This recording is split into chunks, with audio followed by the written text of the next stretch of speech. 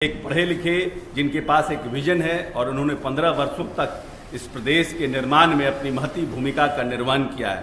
पूरा हमारे पास जो मूलभूत हमारी संरचनाएं थी पहले 2005 में जिन परिस्थितियों में माननीय नेता को प्रदेश मिला था और इस 15 वर्षों में कैसे इस प्रदेश का इन्होंने निर्माण किया और इस प्रदेश को आगे बढ़ाने का काम किया, कैसे उन्होंने नए बिहार का सपना देखा, किन विषम परिस्थितियों में जो जातीय संघर्ष में बिहार पड़ा था, जो बिहार यहाँ पर धार्मिक दंगों में पड़ा था, कैसे बिहार अपहरण और जो रंगदारी के उद्योग में पड़ा था, वैसे बिहार इनको 2005 में मिला। लेकिन खुद एक इंजीनियर होने के नाते उन्होंने एक नए बिहार का नवनिर्माण किया और पूरा डाटा हमारे साथी और हमारे मंत्री संजय झा जी आपको विस्तार से बताएंगे कि किन किन क्षेत्रों में कैसे उन्होंने काम किया और क्या इन 15 वर्षों में किस तरह से बिहार का हम लोगों ने विकास किया अपने इंजीनियर नेतृत्वकर्ता के नेतृत्व में, उसका विस्तार से चर्चा करेंगे। वो सेपअप कर रहे हैं बिहार में। कुछ फैक्ट्स केवल मैं आप लोगों के बीच में रख देना चाहता था। जिस डिपार्टमेंट को जैसे मैं ही देख रहा हूँ, अब 79 से कोई बहाली नहीं हुई थी इंजीनियर का, 1979 से, और पीछे ट्राई भी किया गया था। यहाँ बहुत लोग तो कोर्ट भी चला जाता है। फाइनली जा करके अभी बहाली हुआ तो 69 बहाली। हम लोग रिटायर्ड जितने मैकेनिकल इंजीनियर रहते थे 10-10 साल से कॉन्ट्रैक्ट पे थे, अभी जा करके बहाली हुई बीपीएससी से और बहाली हुई। और इसी 3-4 दिन में मुख्यमंत्री सबको कागज देंगे, जो बहाली वाला कागज है, जो अपने फील्ड में जाकर के काम करें। इसी तरह जो राष्ट्रीय राजमार्ग है, 2005 में 7,583 किलोमीटर था, जो कि 73.71% बढ़कर 13,000 किलोमीटर हो गया। ऐसा ही कुछ फिगर अपनी है।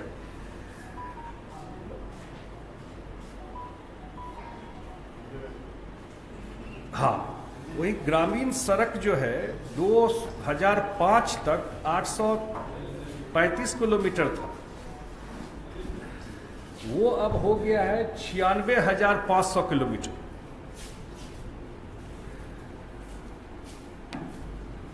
एक जो मुझे लगता है जो माननीय अशोक चौधरी जी का डिपार्टमेंट है और उसी डिपार्टमेंट से वो काम हुआ है, और जब उसकी शुरुआत हुई थी तो बहुत लोग ये भी कहते थे कि ये क्यों इस जगह बनाया जा रहा है पटना म्यूजियम। और जो लोग भी बाहर गए हैं, वॉशिंगटन को कहा जाता है कि म्यूजियम का सबसे बड़ा जगह है, और जिस क्वालिटी का म्यूजियम पटना म्यूजियम बना है, वर्ल्ड के किसी भी म्यूजियम को से 20 है, कहीं से 19 नहीं। और आज जो आर्टिफैक्ट्स वगैरह रखे गए हैं वहां पर, तो ये इतना बड़ा, ये सब बिल्ड किया गया है इसी फेज में।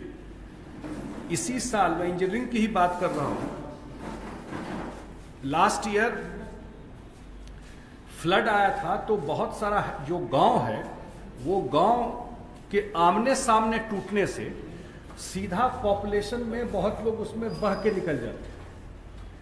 तो फर्स्ट टाइम देश में टेक्नोलॉजी को हम लोग यूज किया है, जब आयरन सीट पाइल से उस गांव के सामने हम लोगों ने वो चदरा का पूरा 12 मीटर सीट पाइल जाता है। मैं चर्चा इसलिए कर रहा हूँ, और मुख्यमंत्री खुद जाके देखे थे मधुबनी में इस चीज को।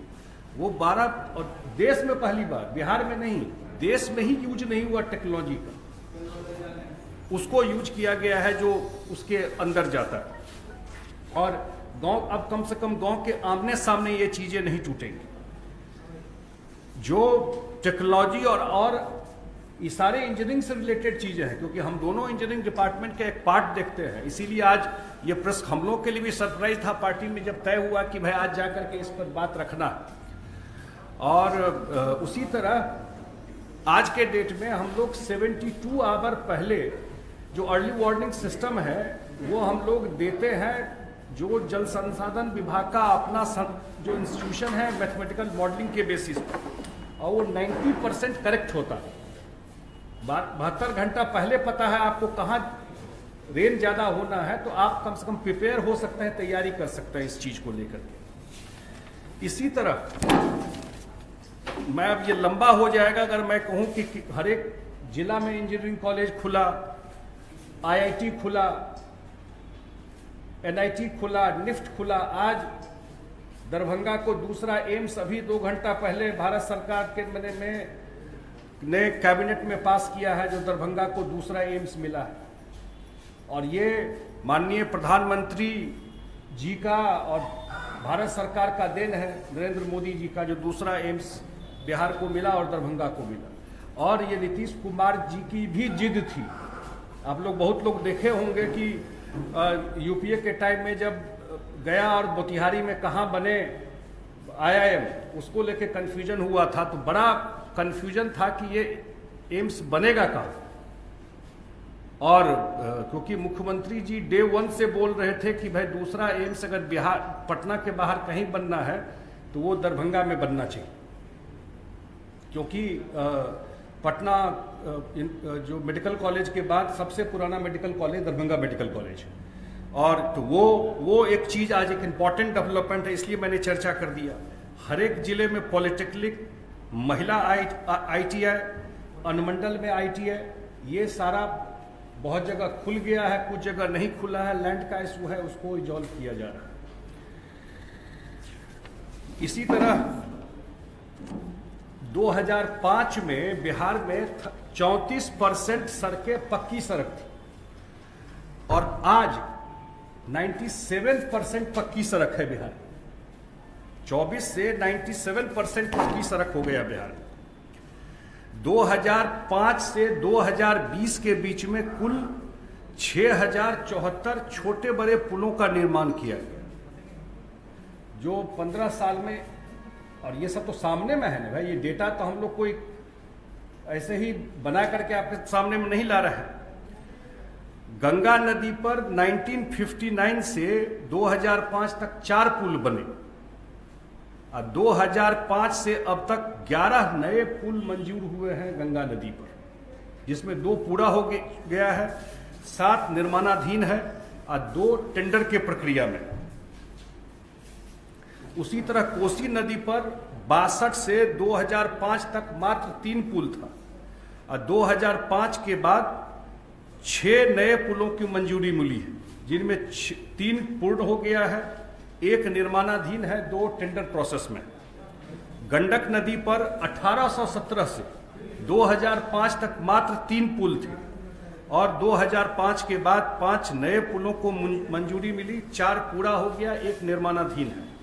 सोन नदी पर 1862 से 2005 तक मात्र 2 पुल थे और 2005 के बाद 3 नए पुलों का मंजूरी मिली, जिसमें 2 का निर्माण हो गया, 1 निर्माणाधीन है।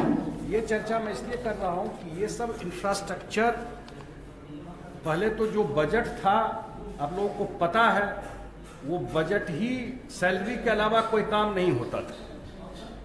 बजट जो है वो 2005-06 में बजट था 23,000 करोड़ और 2020-21 में बजट जो है हो गया है 2,11,761 करोड़ रुपया।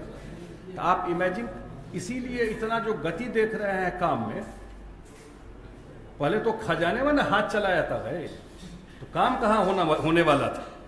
1990 से 2005 तक जो औसत जो GDP है बिहार का 3.19% था और पिछले 15 वर्षों में ये डबल डिजिट हो गया। बिहार का GDP डबल डिजिट, हम लोग नहीं ना उसको क्रिएट कर दिए हैं, ये है, वो तो रिकॉर्ड की बात है, 11.3% GDP है।